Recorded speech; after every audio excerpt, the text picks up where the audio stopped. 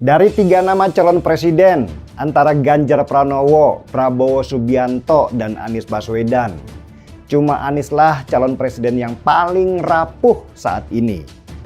Saya mengapresiasi dan merasa bahwa Pak Prabowo itu mewakili satu cara pandang kepemimpinan politik yang cocok dengan saya dalam pengertian satu bangsa yang ingin bangkit di tengah turbulensi karena krisis global.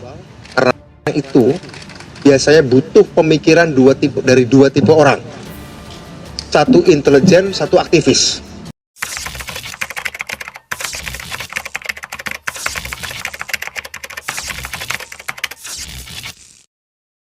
Siapapun partainya atau pasangan capres-cawapresnya pasti akan senang. Dan dari DNA genetikanya PDI Perjuangan, memang kita kan selalu membangun satu budaya gotong royong. Jadi semakin banyak partai yang masuk tentu semakin semakin baik buat kita gitu.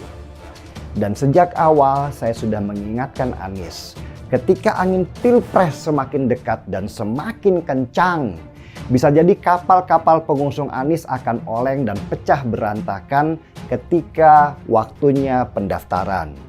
Saya secara jujur berharap Indonesia dinahkodai oleh pemimpin yang punya kehandalan. Otherwise kita akan menjadi porak-poranda kok.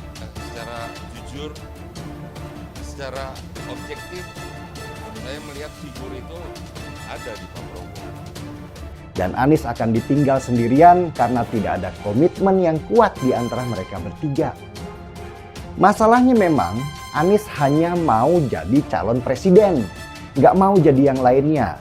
Sedangkan beberapa ketua partai yang sudah mapan pun seperti Agus Yudhoyono, Caimin, Airlangga Hartarto, meskipun mereka memegang kendali partai, mereka tetap fleksibel bergerak. Jadi capres alhamdulillah, jadi calon wakil presiden juga oke lah, dapat kursi menteri juga fine-fine aja.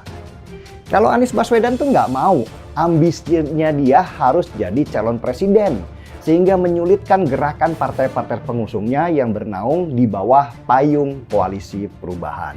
Anda boleh nggak percaya sama saya untuk hal yang lain, tapi untuk kali ini yakin, ini saya memang cara saya mewakafkan diri untuk mencairkan agar kaum nasionalis bisa meneruskan apa yang sudah dilakukan oleh Pak Jokowi, ya, dengan segala konsekuensinya. Saya berharap Pak Prabowo sehat, teruskan tugas, teruskan tugas, dan saya ingin orang terus Indonesia layak untuk dapat orang terbaik, salah satunya Pak Prabowo.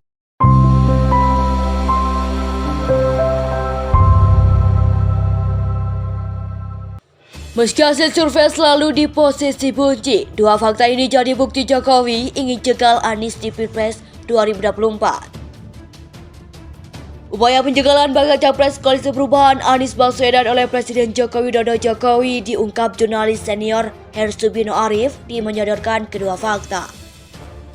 Hersu mulanya mengatakan lembaga survei semakin brutal dengan membuat survei yang mempertanyakan kepercayaan responden terhadap Anies Baswedan dijegal Jokowi. Saya melihat lembaga survei ini menurut saya mungkin makin brutal ini Bung Rocky.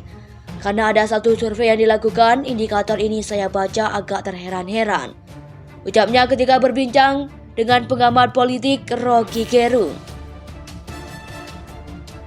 Karena dia membuat sesuatu begini nih, yang muncul di media beritanya adalah bahwa mayoritas responden tidak percaya bahwa Anies Baswedan itu dijegal oleh Pak Jokowi. Sambungnya dikutip dari YouTube Rocky Gerung Official Senin 25 Juli. Sehingga menurutnya meskipun hasil survei tersebut benar namun masih menyisakan pertanyaan besar tentang fakta Jokowi tidak menjegal Anies.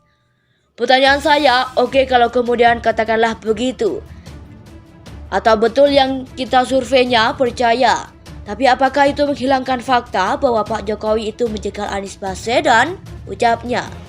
Meski hasil survei selalu di posisi bunyi, dua fakta ini jadi bukti Jokowi ingin jegal Anies di Pilpres 2024. Upaya penjagalan bakal capres Koalisi Perubahan Anies Baswedan oleh Presiden Joko Widodo diungkap jurnalis senior Hersubino Arif di menyodorkan kedua fakta.